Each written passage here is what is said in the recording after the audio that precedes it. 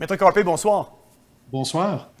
Maître Carpé, je suis tellement content de vous retrouver. Ça fait un petit moment qu'on ne s'est pas vu. Et puis là, on se retrouve ce soir. Fait que bienvenue à l'émission Théovox Actualité après plusieurs semaines d'absence. Les ordinateurs sont méchants à travers le Canada. Ouais, on peut s'entendre là-dessus, les problèmes techniques, des fois, on a à composer. La technologie peut être parfois notre meilleur ami, puis des fois peut être notre pire ennemi. C'est vrai, c'est vrai.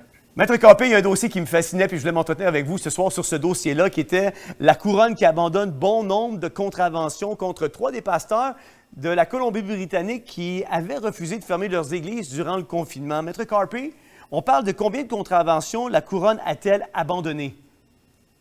Bon, c'était des amendes contre trois églises différentes de 53 000 dollars, de 58 000 dollars et 41 000 dollars, tout ensemble 150 000 dollars. Wow. Ce qui est intéressant, ces églises se sont adhérées à les mesures de santé. C'était une situation un peu différente des pasteurs en Alberta Ouais. qui ne s'adhéraient pas aux restrictions COVID. Mais ces pasteurs en Colombie-Britannique ont dit, voyons, les restaurants, les gymnases, les magasins d'alcool, tous les magasins, tout s'est ouvert, mais les églises étaient entièrement fermées. Alors, ils ont tenu le culte le dimanche matin, mais en observant les restrictions comme la distance et les masques et tout ça. Malgré ça, ils ont reçu ces demandes, mais la couronne, le gouvernement les a retirées. Alors, c'est une bonne nouvelle. Qu'est-ce qui a poussé la couronne à abandonner ces contraventions-là, Maître Carpé? Je pense qu'ils avaient peur de mettre la preuve devant la Cour parce qu'il n'y a pas d'évidence pour soutenir la position du gouvernement disant que les églises sont très dangereuses, il faut les fermer entièrement, tandis que les magasins et les autres lieux publics, les lieux de sport, etc., ne sont pas dangereux. C'est très difficile à soutenir cette position devant la Cour avec la preuve. Alors, c'est ça la raison principale, je pense. Est-ce que c'est une victoire que nous pourrions attribuer au centre juridique?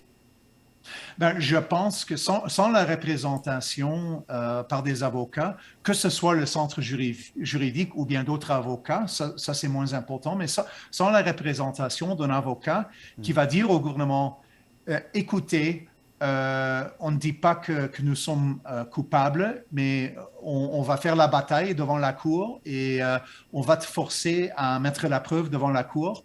S'il y a des avocats qui sont impliqués, qui sont engagés, ça change beaucoup la situation.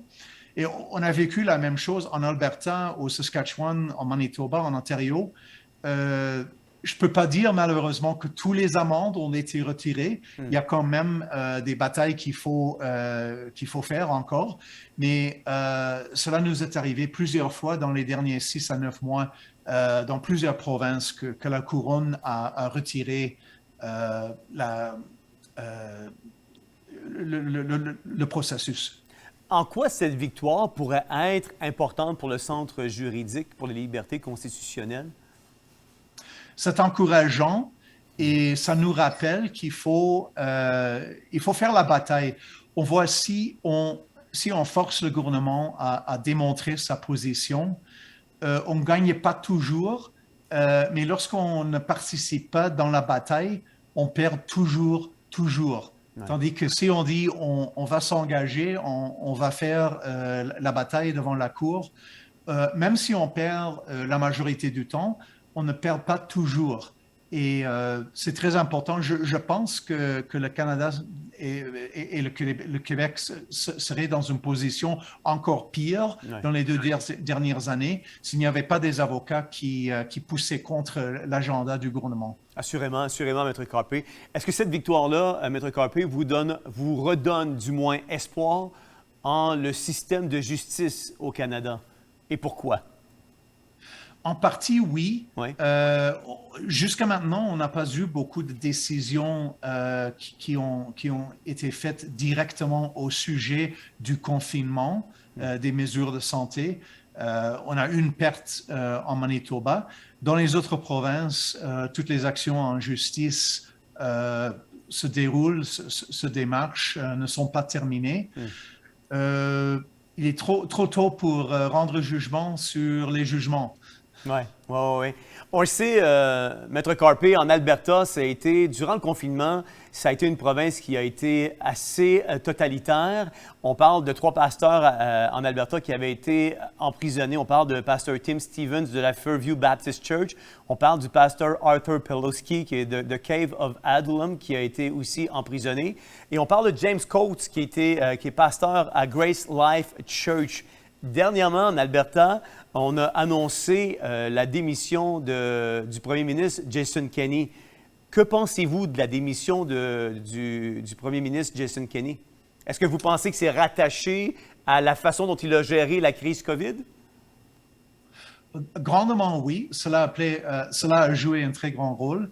En Alberta, dans les 2 grandes villes, Edmonton et Calgary, il y a un appui assez fort pour le confinement, les mesures de santé. Hors de Calgary et Edmonton, dans le reste de la province, qui est la moitié de la population, l'appui pour le confinement était très faible. Et lorsqu'il y avait ce vote parmi les membres du Parti conservateur d'Alberta, il y a beaucoup de gens pro-liberté qui n'aimaient pas les violations de leurs droits et libertés. Qui ont payé les 10 $ ou les 15 $ pour devenir membre du parti. Alors, il y avait ce vote, puis le premier ministre Jason Kenney a gagné seulement 51% de l'appui de son propre parti. C'est aussi qu'il a fait, maintes fois, il a fait des promesses. On n'apporte pas des mesures de santé pendant la saison de Noël, par exemple. Et quelques semaines plus tard, ça devient illégal de souper ensemble avec ses propres parents en temps de Noël. Il y avait des promesses brisées et brisées et brisées et brisées. Et ça aussi a joué un très grand rôle dans sa démission. Absolument. Il y a un dossier, Maître Carpe, qui continue à faire couler énormément d'encre, puis c'est le dossier qui empêche les non-injectés ou les non-vaccinés, si vous aimez mieux, à sortir du pays.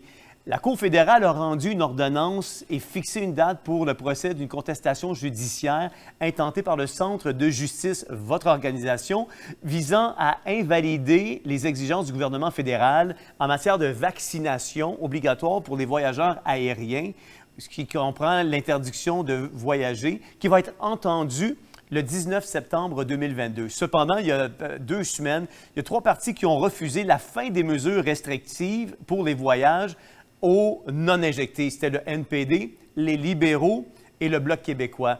Les seuls qui avaient adopté la motion étaient le Parti conservateur du Canada. Cette interdiction de ne pas voyager touche à combien de Canadiens, selon vous, au pays, Maître Carpe? La seule science qu'on voit ici, c'est la science politique. Ouais. Ce matin, j'ai observé un des témoins du gouvernement fédéral, c'est-à-dire un fonctionnaire, un haut fonctionnaire. Et elle était très évasive dans ses réponses. Elle a présenté des platitudes vagues sans répondre aux questions.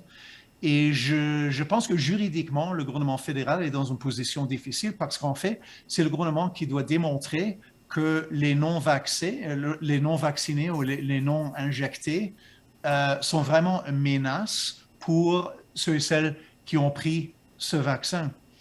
Et il n'y a pas de preuve. Nous savons tous que ce vaccin n'empêche pas que le virus se propage. Nous savons tous que la seule bénéfice qu'on peut en tirer du vaccin, c'est qu'on devient moins malade qu'on aurait été. Mais il n'y a pas de preuve scientifique que le vaccin empêche la propagation. Donc, il n'y a pas de raison scientifique, médicale ou logique pour interdire aux non-injectés de voyager par avion, par train, par bateau. Puis vous avez dit moins malade, mais encore là, moins malade, on peut le débattre sur ce dossier-là aussi, là, parce qu'il y en a beaucoup qui sont peut-être même plus malades une fois qu'ils ont eu l'injection qu'avant de l'avoir. Mais on parle de combien de personnes au Canada? Ça représente combien de personnes qui ne peuvent plus voyager au Canada, Maître Carpet? Avez-vous le chiffre? Avez-vous une petite idée? C'est à peu près 6 millions de personnes, à peu près 15% de la population ne peut pas voyager. C'est 15% de la population qui sont devenus citoyens du deuxième rang ou de la deuxième classe. Incroyable. Et c'est une discrimination farouche et vicieuse.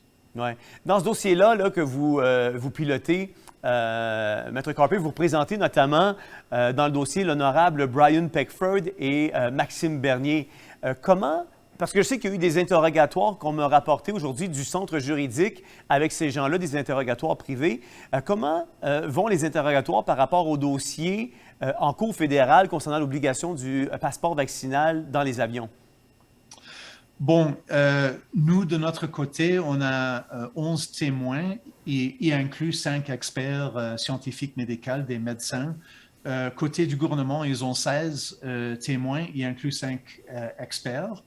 Et moi, franchement, j'espère qu'on va trouver une solution politique avant le mois de septembre parce que c'est très dur pour tout le monde. C'est pas seulement qu'on ne peut pas quitter ce pays, ce qui est une violation flagrante de la charte. La charte dit très clairement, la section 6, que tout Canadien et Canadienne a le droit d'entrer au Canada, de quitter le Canada et de voyager à l'intérieur du Canada.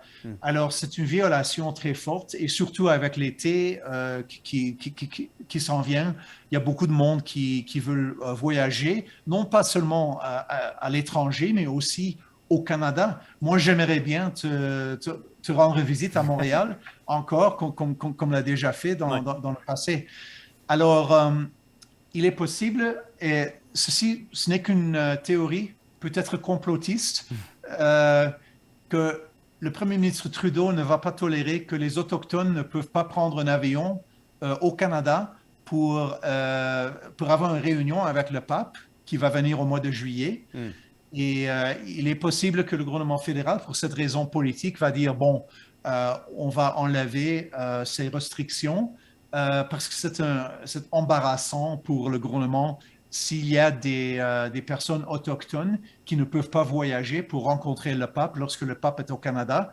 Alors j'espère que ça va être une raison politique pour le changement. On se le souhaite tous. On parlait de preuves ou de plaidoiries que vous avez eues avec certains de vos experts. Que démontrent, Maître Carpet, les preuves déposées par le centre juridique? Est-ce que c'est quelque chose que vous pouvez dévoiler à ce stade-ci ou c'est encore confidentiel, étant donné qu'il y a un procès le 19 septembre? Bon, les documents qui ont été mis devant la Cour, ce sont des documents publics. Je pense qu'ils sont sur notre site Web. Mais dans le litige constitutionnel, c'est au gouvernement il a la responsabilité de mettre la preuve. Alors, nous, de notre côté, notre position, nos experts vont présenter la preuve, vont faire le témoignage pour dire que le vaccin n'arrête pas, n'empêche pas que le virus se propage. Alors, il n'y a pas de raison scientifique. C'est aux experts du gouvernement, c'est leur responsabilité de mettre la preuve que c'est vraiment nécessaire d'avoir cette politique actuelle.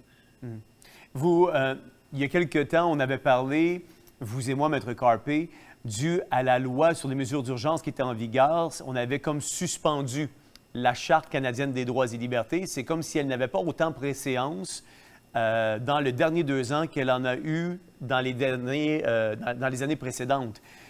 Est-ce que vous ressentez maintenant, dans l'exercice de votre droit, que vous pouvez recommencer à utiliser à un autre niveau la Charte canadienne des droits et libertés et que le gouvernement ou les juges sont tous, oui, donc attentifs à les revendications que vous faites selon la Charte canadienne des droits et libertés? Bien, il faut espérer qu'on qu'on a son cas devant un juge avec un esprit ouvert, qui ne croit pas sans discussion toute la propagande du gouvernement qui est émis, qui est diffusée par les médias. Ouais. C'est ça le rôle du juge.